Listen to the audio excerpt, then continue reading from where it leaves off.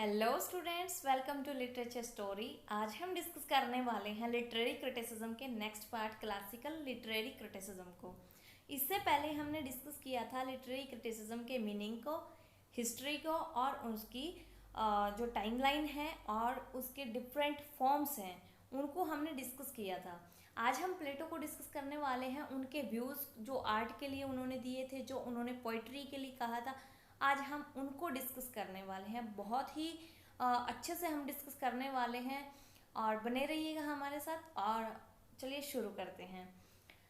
प्लेटो को first systematic critic भी अगर बोला जाए तो गलत नहीं होगा, क्योंकि क्रिटिसिज्म की शुरुआत जो ग्रीक लिटरेचर के अंदर की थी तो वो प्लेटो ने की थी।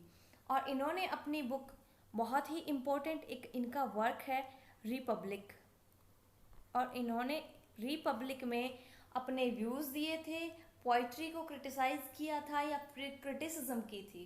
लिटरेरी क्रिटिसिज्म शुरू होता है एंशियंट ग्रीक से, जब क्रिटिसिज्म बिल्कुल ही डार्कनेस में था, और ऐसे में सिस्टमेटिक जो क्रिटिक निकल कर आए थे तो वो प्लेटो थे। और ये जो सोक्रेट्स थे, सुकरात जिनको हिंदी में कहा जाता है, उनके शिष्य थे। पहले ये खुद भी पोएम लिखना पसंद करते थे, बट बाद में उन्होंने जब टीचर सोक्रेट्स के संपर्क में ये आए, उनसे इन्फ्लुएंस हुए, तो उन्होंने खुद की राइटिंग्स को डिस्ट्रॉय कर दिया और फिलोसफी और मैथमेटिक्स की ओर एक्टिव हो गए। 487 में इन्होंने एक एकेडमी, फिलोसॉफिकल एकेडमी की शुरुआत भी की, 487 BCE में। तो प्लेटो ने अपने व्यूज जो दिए हैं वो पोइट्री के ऊपर, वो 3 पॉइंट्स में दिए हैं। और वो चलिए देखते हैं कौन कौन से वो पॉइंट हैं और क्या इन्होंने पोइट्री के बारे में कहा है। प्लेटो ने जो पोइट्री के ऊपर अपने व्यू दिए हैं वो 3 पॉइंट्स में दिए हैं। प्लेटो ने अपनी बुक जो रिपब्लिक थी, जो अपना इनका ग्रेट वर्क था रिपब्लिक, उसमें बुक 10 इनकी जो बुक 10 है उसके अंदर इन्होंने अपने व्यूज़ दिए हैं पोइट्री को लेकर, और वो 3 पॉइंट्स में हैं। सबसे पहले आता है पोइटिक इंस्पिरेशन। ये जब हम सबसे पहले बात करते हैं तो वो करते हैं पोइटिक इंस्पिरेशन की। पोइटिक इंस्पिरेशन, पोइटिक इंस्पिरेशन का अर्थ होता है कि प्लेटो के अकॉर्डिंग जब एक पोइट को अपना वर्क लिखने की इंस्पिरेशन कहाँ से मिलती है, तो प्लेटो बताते हैं कि बिना इंस्पिरेशन के कोई भी पोइट अपना वर्क्स नहीं लिख सकता, और उसे इंस्पिरेशन तो चाहिए ही चाहिए। वो अपनी सेंस के थ्रू इंस्पायर होता है, वो बिना इंस्पिरेशन के बिल्कुल पावरलेस है। जो भी नोबल वर्ड्स और जो भी उसकी पोइट्री में वो यूज़ करता है, वो इंसानों के एक्शन से ही उसे सीखने को मिलते हैं। और एक पोइट जो होता है वो डिवाइन ट्रुथ को बताता है, उसको वैसे ही डिवाइन इंस्पिरेशन मिलती है जैसे कि एक एस्ट्रोलॉजर को जो मिलती है, उसी तरह उनको डिवाइन इंस्पिरेशन प्राप्त होती है। और पोइट्री कोई भी क्राफ्ट नहीं है, मतलब कोई भी क्रिएटिविटी इसमें नहीं है, कोई भी ऐसा क्राफ्ट नहीं है ये जिसको सीखा जाए या फिर प्रैक्टिस किया जाए, बल्कि पोइट्री तो उनसे मिलने वाली इंस्पिरेशन का रिजल्ट है। पोइट्री बस डिवाइन ट्रूथ को बताता है और कुछ नहीं, अकॉर्डिंग टू प्लेटो। ठीक है, प्लेटो कहते हैं कि पोइट्री किसी भी तरह से रैशनल नहीं होती है। इनका कहने का मतलब है कि पोइट्री कहीं भी रैशनल नहीं होती है, उसमें कोई भी लॉजिक नहीं होता है, कोई भी तर्क नहीं होता है। और यही रीज़न है कि कभी कभी पोइट ऐसा कुछ लिख देते हैं जिसमें वो खुद भी समझ नहीं पाते हैं, और तो ऑर्डिनरी पीपल तो कैसे ही समझ पाएँ। तो second one is imitation. Second one इनका होता है इमिटेशन। इमिटेशन का अर्थ होता है कॉपी करना। कॉपी करना मीन्स किसी चीज़ को इमिटेट करना। प्लेटो एक आइडियलिस्ट थे, वो आइडियाज़ को सच मानते थे, उनका आइडियाज़ के ऊपर बहुत ही फोकस था। वो एक आइडियल समाज बनाना चाहते थे, एक सोसाइटी बनाना चाहते थे, आइडियल रेशनल बातें करते थे, और ब्यूटी और गुडनेस को जो हेवनली थिंग्स मानते थे कि वो हेवन के लिए है। वे यहाँ पर एक पेंटर का एग्जाम्पल देते हैं। यहाँ पे एक पेंटर का एग्जाम्पल कैसे देते हैं, वो कहते हैं कि जो पेंटर होता है वो क्या करता है, वो जो सामने ओरिजिनल चीज़ है उसको बिना मतलब के कॉपी करता है। मतलब अकॉर्डिंग टू प्लेटो, हम यहाँ पर डिस्कस कर रहे हैं, हमारे अपने विचार नहीं हैं यहाँ पर।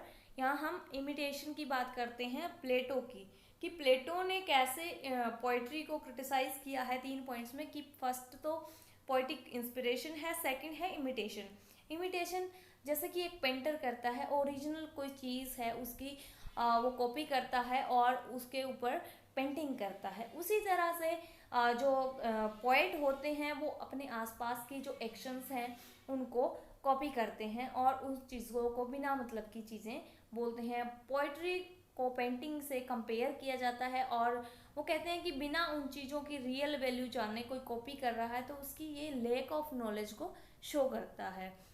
यहाँ पर पोइट्री को वो बोलते हैं कॉपी ऑफ कॉपी या फिर ट्वाइस रिमूव्ड फ्रॉम रियलिटी, कि ये 2 बार रियलिटी से रिमूव की गई है, तो वहाँ पर यहाँ रियलिटी नहीं है, इस चीज़ को बताते हैं। और ये इसको लैक ऑफ नॉलेज बोलते हैं, कि ये पोएट्स या फिर पेंटर्स की या फिर आर्टिस्ट के लिए बोलते हैं ये, कि लैक ऑफ नॉलेज को शो करता है।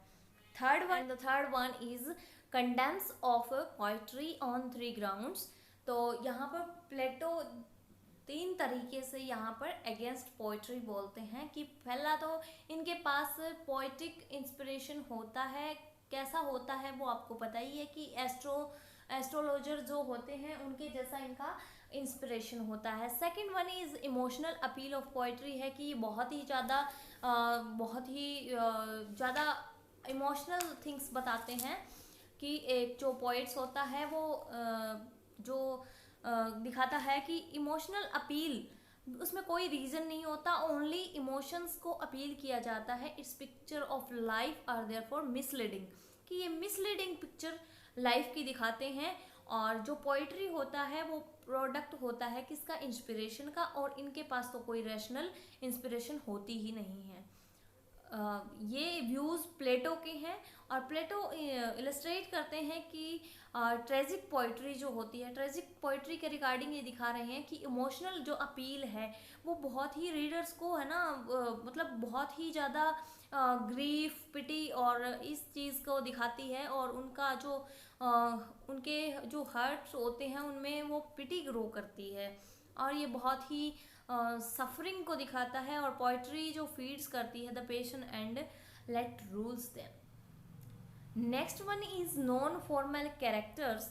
नॉन फॉर्मल कैरेक्टर्स का मतलब क्या है, कि पोइट्री जो है lacks of concern with morality, because ये विर्चू और वाइसेस दोनों को दिखाती है। बट जो विर्चूज़ होते हैं या फिर यानी कि इविल जो कैरेक्टर्स होते हैं वो उनकी राइटिंग्स में हैप्पी दिखाए जाते हैं, और many virtuous man are seen as unhappy.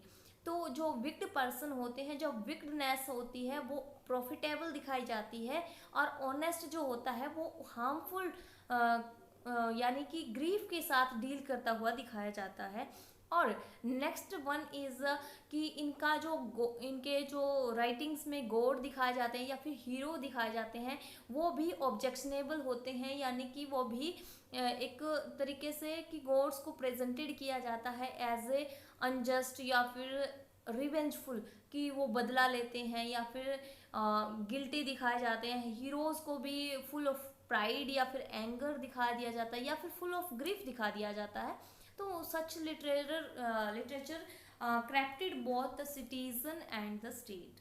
So he says that कि उनके आदर्श जो स्टेट है, जो आइडियल स्टेट है, उससे उनको पोइट्स को क्या किया जाए कि बाहर ही निकाल दिया जाए, क्योंकि वो आइडियलिस्ट थे और किसी भी तरह की वो चाहते थे कि ठीक है उनको सम्मान दिया जाए, पोइट्स को सम्मान दिया जाना चाहिए, पर उनको जो इनका आइडियल स्टेट था उनसे बाहर निकाल दिया जाना चाहिए, क्योंकि ये गॉड्स को करेक्ट दिखाने की कोशिश करते हैं।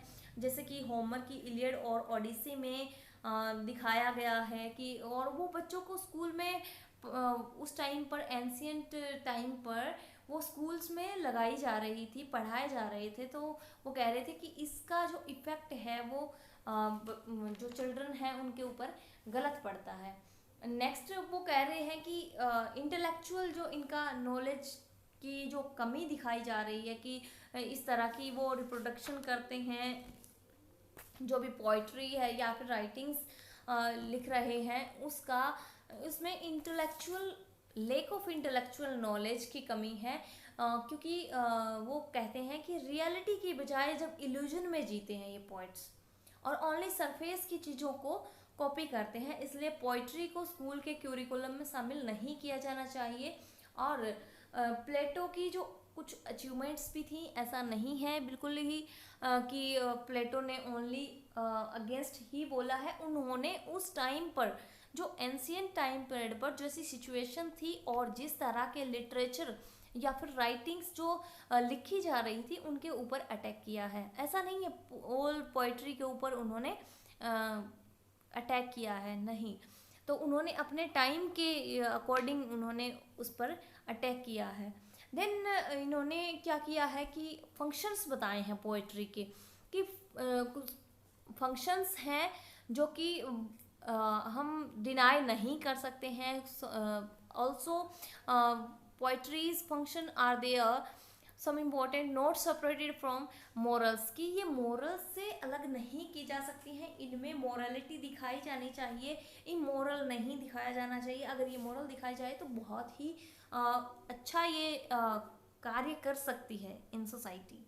और next one is truth is the test of poetry. Truth is the test कैसे है कि उसमें सच दिखाया जाए, रियलिटी दिखाई जाए। क्या कहते हैं ये कि पोएट्स जो होते हैं वो रियलिटी से दूर होते हैं और रियलिटी नहीं, वो इल्यूजन में जीते हैं। तो ये कहते हैं कि जो ट्रुथ है ना वो एक is the test of poetry, की वो टेस्ट होता है पोइट्री का कि इसमें कितनी सच्चाई दिखाई गई है। और प्लेजर जो होता है, प्लेजर जो rank low in Plato scale of value, कि इनका जो प्लेजर है वो बाद में आता है, सबसे पहले इनमें आती है वैल्यू, वैल्यूज फर्स्ट में आती हैं और उसके बाद आता है प्लेजर, ठीक है। उसके बाद जो must be the ideal from justice goodness and beauty, तो ये एक आइडियलिस्ट थे, आपको पता है कि आइडियलिस्ट थे, इसीलिए इन्होंने जस्टिस और गुडनेस और ब्यूटी को जो है वो आइडियल फॉर्म माना है, ठीक है।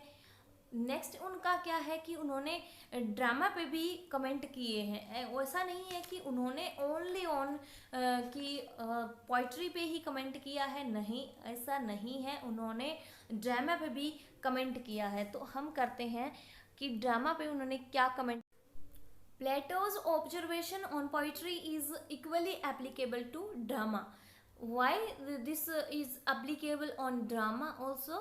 Because प्लेटोज के जो व्यूज़ थे, प्लेटो के जो व्यूज़ थे ड्रामा के ऊपर, उन्होंने कहा कि ड्रामा जो है, drama is mean to be staged, कि वो स्टेज पर परफॉर्मेंस करने के लिए है और इसकी जो सक्सेस होती है वो हेटेरोजेनियस मल्टीट्यूड के ऊपर होती है, क्योंकि जो भी ऑडियंस हैं उनको प्लीज़ करना, और जो ड्रामेटिस्ट है वो ऑफन अपने इंटरेस्ट के जो टॉपिक्स हैं या फिर जो भी सब्जेक्ट है उनके ऊपर वो ड्रामा करते हैं। तो ये एक लीड करता है कि बेसर इंस्टिक्ट को अराउज करने का, क्योंकि ये अफेक्ट कर सकता है मोरालिटी को। यहाँ पर भी उन्होंने जैसे पोइट्री में उठाई है वैसे ही यहाँ पर भी उन्होंने मोरालिटी के ऊपर ही उठाया है, फोकस किया है। Next is effect of impersonation.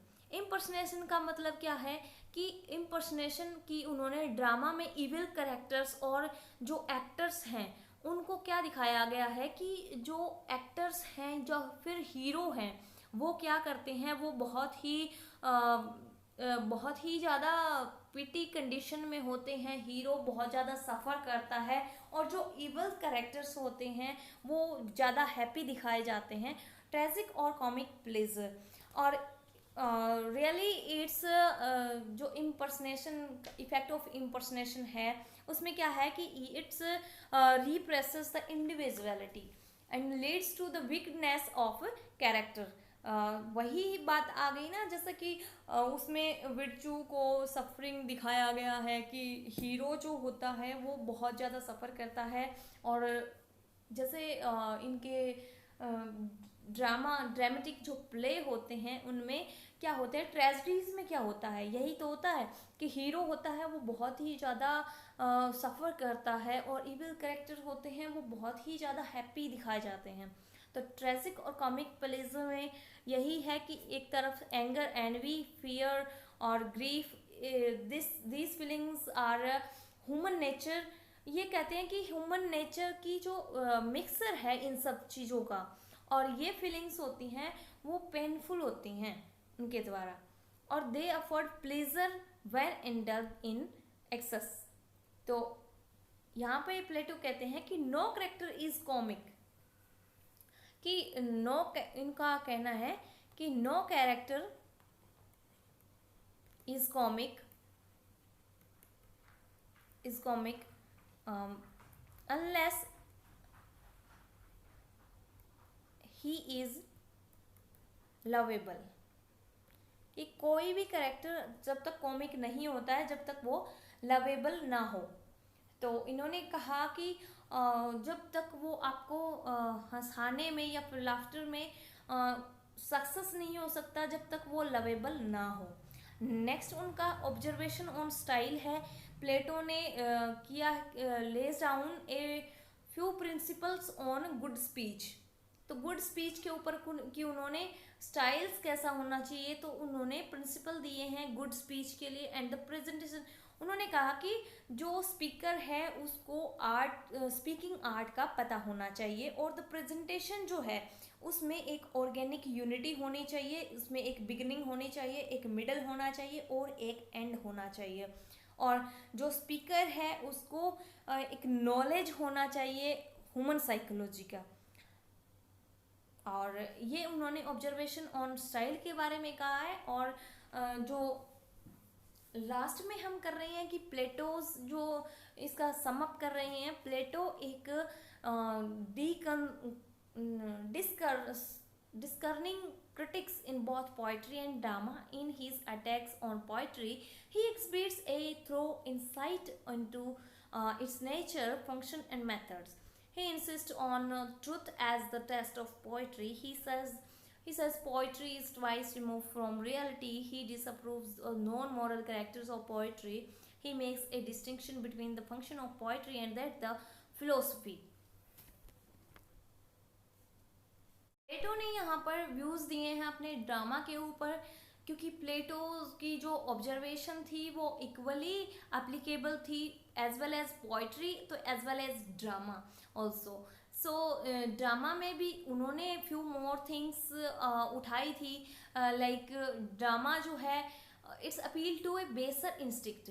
Means drama जो होता है वो stage mean to be staged, कि वो स्टेज पे करने के लिए होता है, और इसकी जो सक्सेस जो होती है वो डिपेंड करती है ऑन हेटेरोजेनियस मल्टीट्यूड के ऊपर। तो उन्होंने कहा कि जो भी ऑडियंस हैं उनको प्लीज़ करना, और जो ड्रामेटिस्ट है वो अपने लाइक या फिर डिसलाइक के ऊपर अपने सब्जेक्ट या फिर टॉपिक्स को उठाता है, और उसके बाद जब वो प्लीज़ करता है सबको, जो उसमें एक्टर्स हैं या फिर जो ऑडियंस हैं, तो उन सबको प्लीज़ करना भी एक उसके ऊपर डिपेंड करता है हेटेरोजेनियस मल्टीट्यूड के ऊपर। और ये कहते हैं कि ये इफ़ेक्ट कर सकता है मोरालिटी को इफ़ेक्ट कैसे कर सकता है, क्योंकि यहाँ पर ड्रामेटिस्ट जो होते हैं वो अपने इंटरेस्ट की चीज़ें उठाते हैं, और ये हो सकता है मोरालिटी की उसमें मोरल चीज़ें ना दिखाई जाएं, वो अपने इंटरेस्ट के ऊपर, एक इंसान का इंटरेस्ट जो है वो हो सकता है औरों के लिए अच्छा ना भी हो। सो ये कहते हैं कि जो ऐसे इमोरल प्लेज हैं उनको बैनिश कर दिया, शुड बी बैनिश्ड, कि उनको बैनिश कर दिया जाना चाहिए। Next is effect of impersonation. Effect of impersonation का क्या मतलब होता है?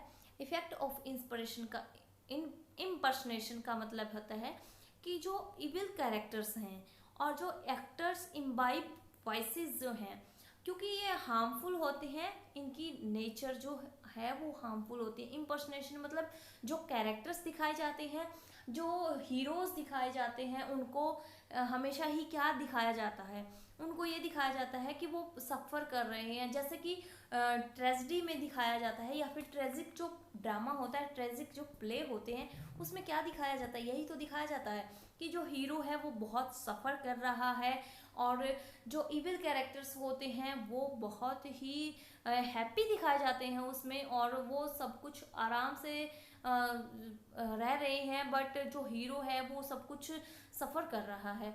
तो इस तरह से ये इम्पर्सनेशन जो इफ़ेक्ट होता है वो बहुत ही अच्छा नहीं होता है, इसका इफ़ेक्ट गलत पड़ता है, और ये वीकनेस ऑफ कैरेक्टर्स को दिखाता है, और ये जो चीज़ें हैं वो इविल और वाइसेस एंड विर्चुअज, ये अच्छे सही तरीके से और सही करेक्टराइजेशन इनका नहीं किया जाता। Next one is tragic and comic pleaser.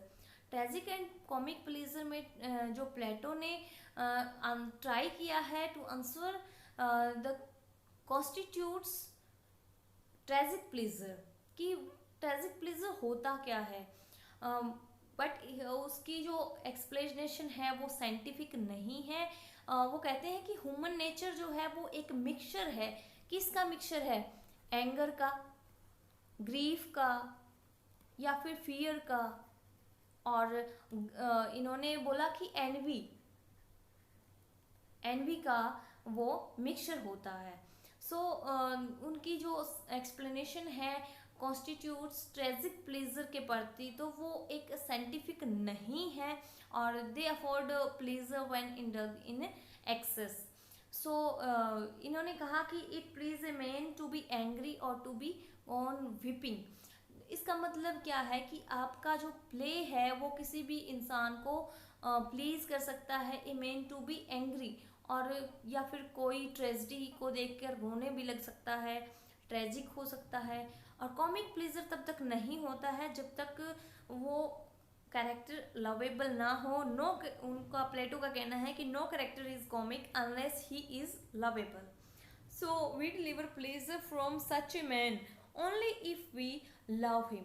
So if यदि हम किसी कैरेक्टर्स को हेट कर रहे हैं तो वो हमें जो हंसाने में कोई भी या फिर कोई भी हमें प्लेजर नहीं दे पाएगा, क्योंकि हम उससे नफरत करते हैं, तो वो कैसे हमें प्लीज कर पाएगा? नहीं कर पाएगा। Next one is observation on style. Observation on style का क्या मतलब है कि उन्होंने जो दिए हैं कुछ प्रिंसिपल दिए हैं गुड स्पीच के ऊपर। प्लेटो ने गुड स्पीच के ऊपर प्रिंसिपल दिए हैं। उनका कहना है कि जो स्पीकर होता है उसको उसमें कुछ चीज़ें होनी चाहिए। फर्स्ट, कोई एक स्पीच है, ठीक है, उसका स्पीच का क्या होना चाहिए? सबसे पहले तो उसको नॉलेज होनी चाहिए। किसकी? सब्जेक्ट मैटर की। सब्जेक्ट मैटर की उनको नॉलेज होनी चाहिए। नेक्स्ट वन इज, उन्होंने कहा है कि एक स्पीकर जो है उसको नॉलेज होना चाहिए। तो वो नॉलेज किस चीज़ का होना चाहिए? वो नॉलेज उनको होना चाहिए आर्ट ऑफ स्पीकिंग का। आर्ट ऑफ स्पीकिंग का नॉलेज होना चाहिए। नेक्स्ट उनका है कि जो प्रेजेंटेशन है वो बिल्कुल एक ऑर्गेनिक यूनिटी होनी चाहिए। आपके स्पीच की जो यूनिटी है वो ऑर्गेनिक यूनिटी होनी चाहिए। ऑर्गेनिक यूनिटी का मतलब क्या होता है? कि उसमें एक प्रॉपर बिगिनिंग हो, एक मिडल हो और एंड भी हो। So the presentation must have an organic unity. And next one is कि द स्पीकर जो है, कोई भी स्पीकर है उसको नॉलेज होना चाहिए किसका? ह्यूमन साइकोलॉजी का।